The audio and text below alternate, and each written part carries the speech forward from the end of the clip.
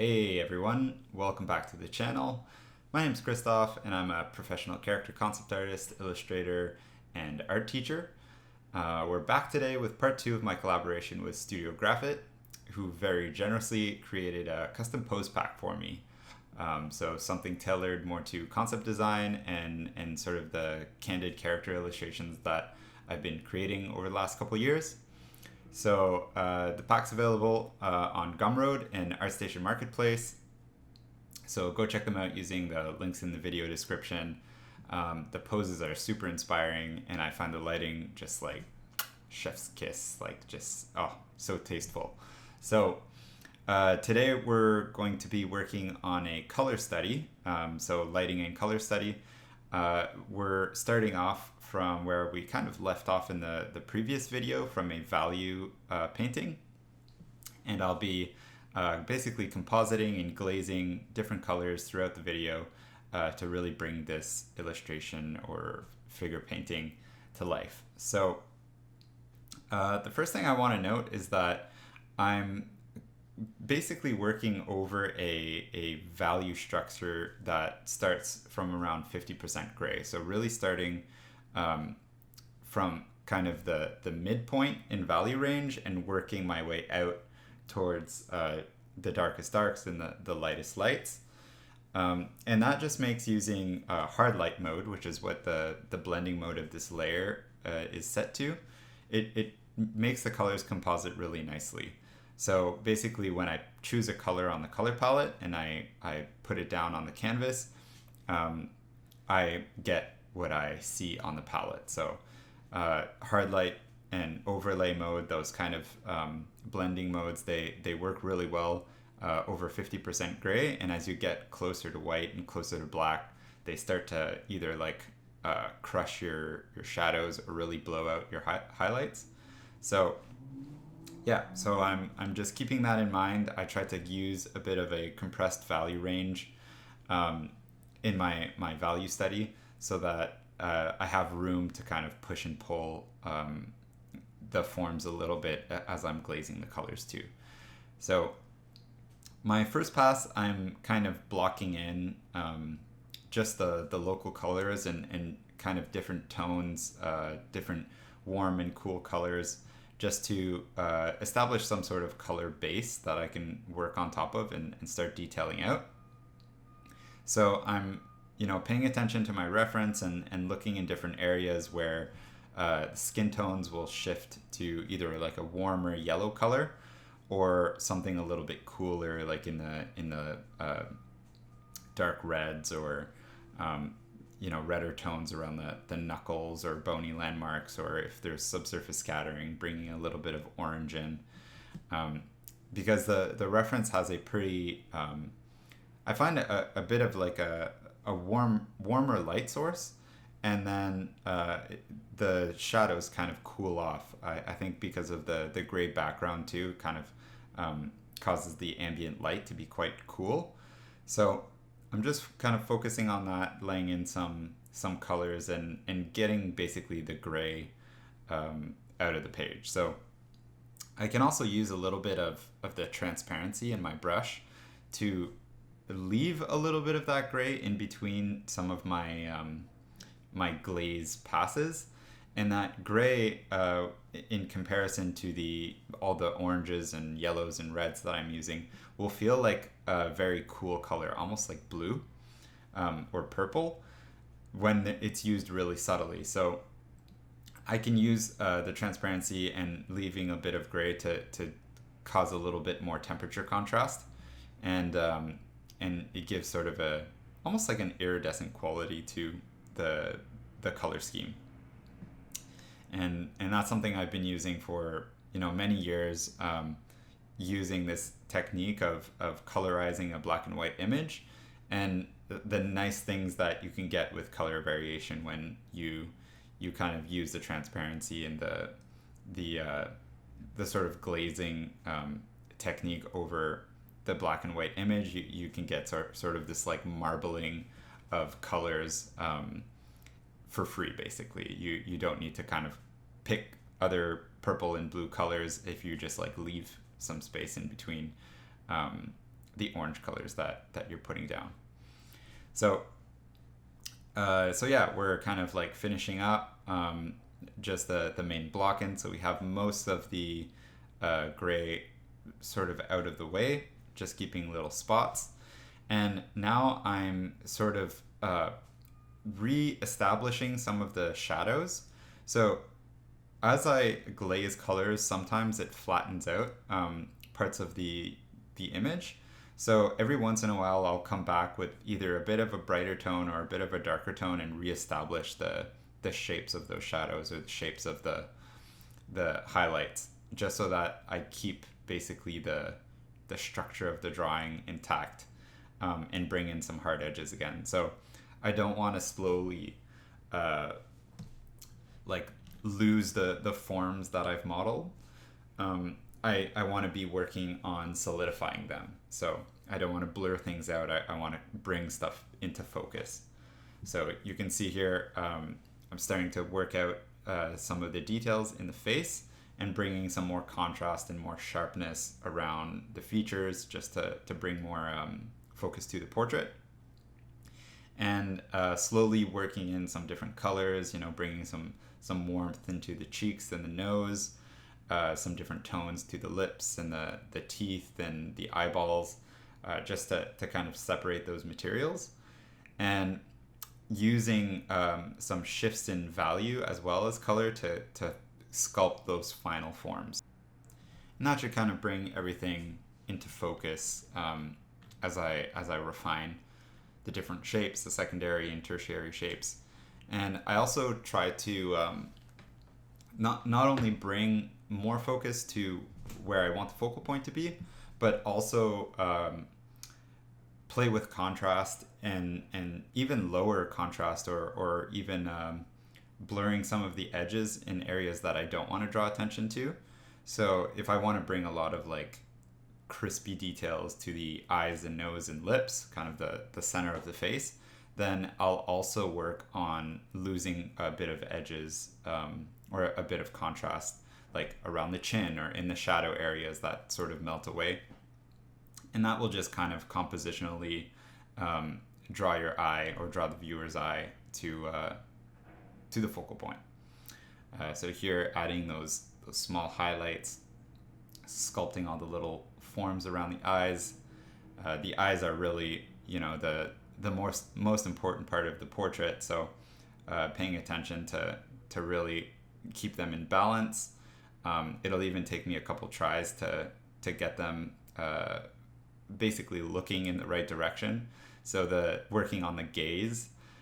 So when we basically when you're drawing eyes, you want the pupils and irises to be sort of angled, focusing in the distance somewhere, and it can be a bit tricky to get those looking right. So especially when you want a certain type of gaze. So in this instance, I want something a little bit sultry, and yeah, so it'll take a couple attempts to get those eyes looking in the right direction, so that they aren't like cross-eyed or the opposite of cross-eyed, like kind of looking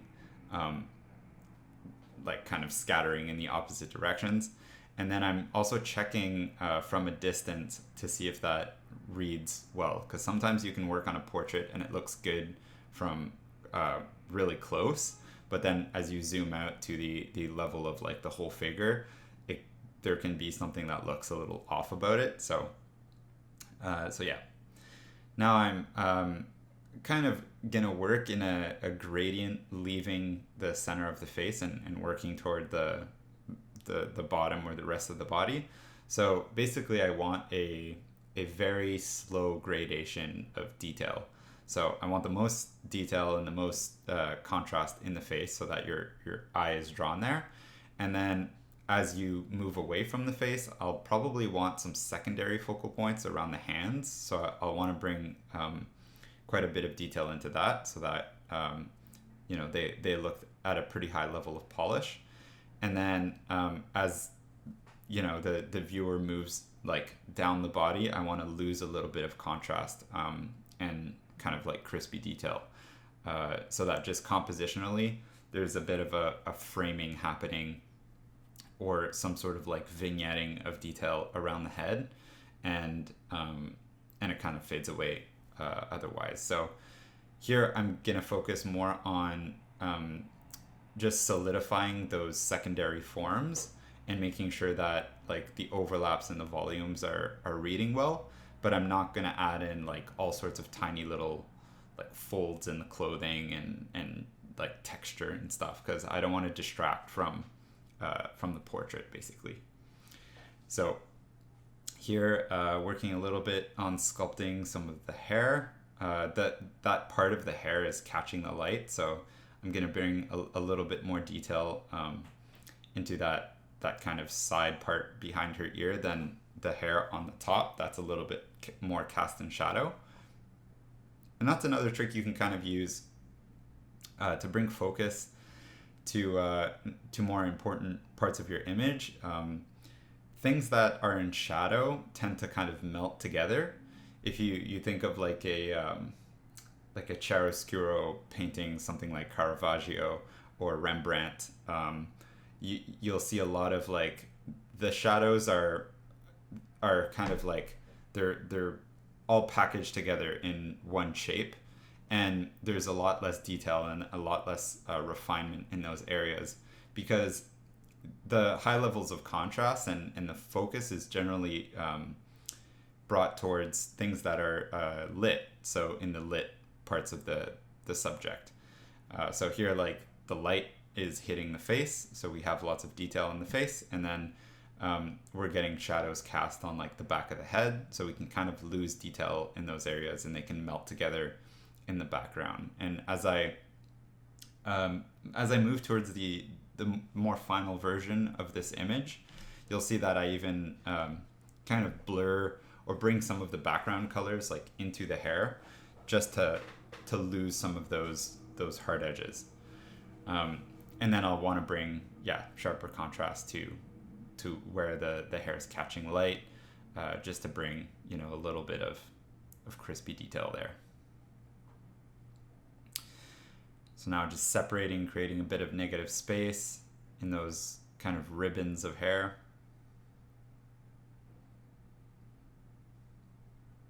And then just polishing the face again. I'll come back multiple times to the portrait just to refine things a little bit more.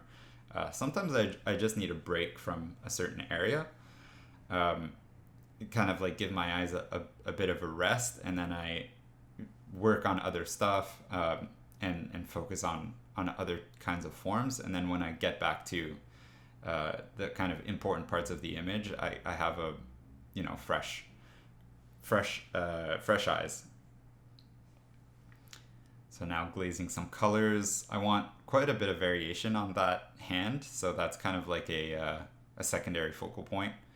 And I want to kind of describe some of the color variations that you see in the back of the hand. So you have a lot of like tendons and veins and bones and stuff in that thin part of the body. So using a lot of like subtle shifts in pink and orange and blue and gray and yellow to kind of describe what's happening under the surface is kind of a nice effect. So now just deepening some of the shadows, so really working towards the darkest darks and the brightest brights, kind of like adding some ambient occlusion to push the creases and the overlaps, so adding a bit of contrast in these kinds of areas. And then I can also focus on sculpting some of the forms in the shadow by doing a little bit of hue variation. So you can see that like the left side of the arm here that's in shadow is going into like the reds, and that's to kind of show that there's a little bit of bounce light coming off basically her belly. So the bounce light is going to warm up the shadow, versus where there's no bounce light. So the shadow that's cast on her torso is very cool and quite a bit darker. So that just means that the light is kind of decaying. It's not like bouncing twice. And So the arm receives a little bit of warm bounce light, but the cast shadow is much darker and cooler, so we get that separation between the forms. And in the same way that I'm darkening the shadows, I also want to bring the highlights up to their brightest value. So adding that little bit of highlight on the wrist and on the knuckles kind of defines those bony landmarks and makes those shapes pop off the page. I can even bring a little bit of some hard edges, like just between the shoulder and the hand, for instance, to show that there's that separation, and there's like the cutoff of the edge of the form, and using highlights to do that can add a really nice effect where the form kind of like rounds off, and then the highlight from the object behind kind of creates a sharp edge that really shows that overlap. And now I'll just be working around sort of the whole figure, just working on those junctions and details. So making sure, like for instance, this hand is interacting with her top. So making sure that the folds and the fingers are working together, and that it kind of makes sense. So working around that, and then I'll just be like, again, pushing and pulling small forms, again, that little highlight to catch the edge of the form and really show that the finger or the hand is inserting into the wrist, or the finger is inserting into the hand. We add little bits of contrast like that. They read well from far away, and really helps with that initial read on the figure painting.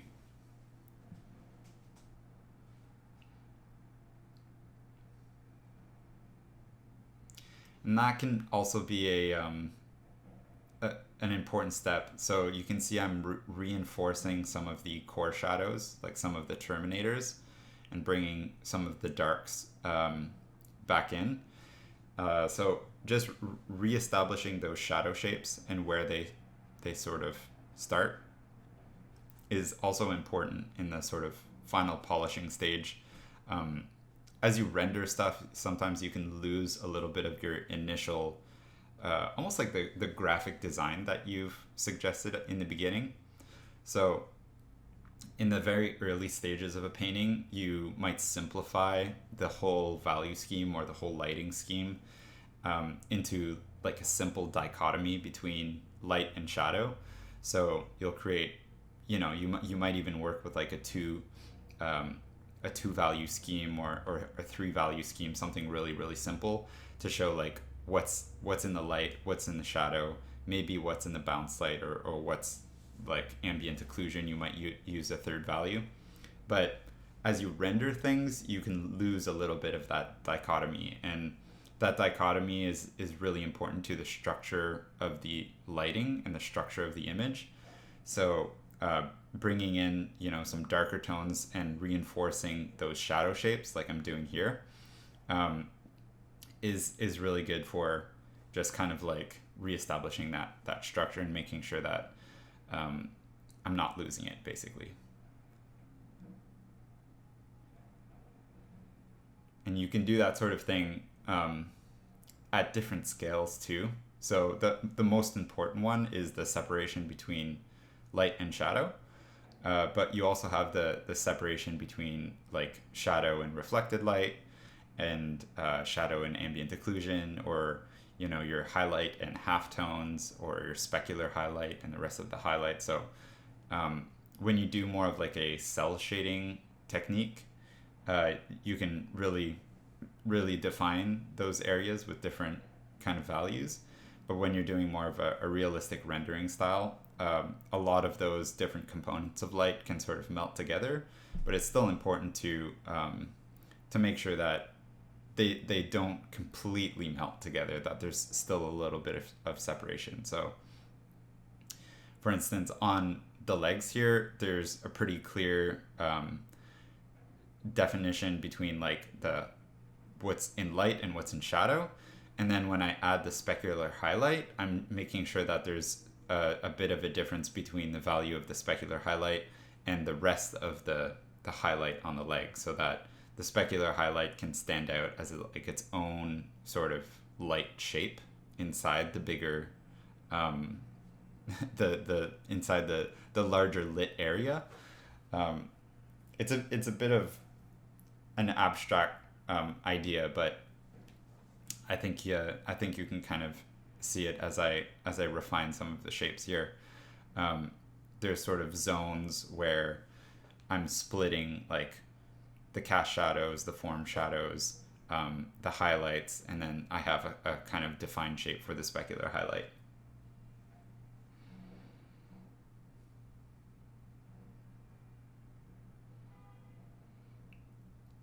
Adding a little bit of color variation to the specular highlight.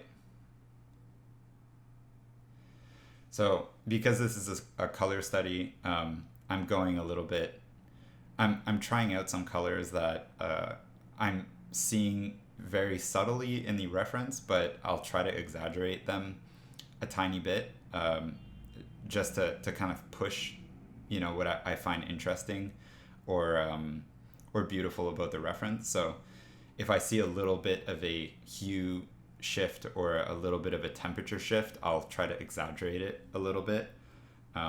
So instead of having like a more flat color scheme, I'd rather have a more exotic kind of like marbling of different colors than something that's too flat and boring.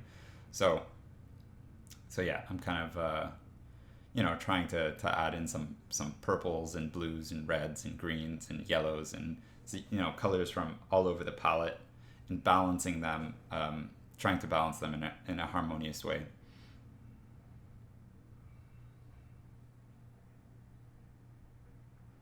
I think it's also really important to keep picking from the color palette. So when I introduce new colors, you can see I'm going back to the color palette itself, like the color picker, and actually choosing a color intentionally and not just continuously color picking from the canvas, like using the eyedropper tool.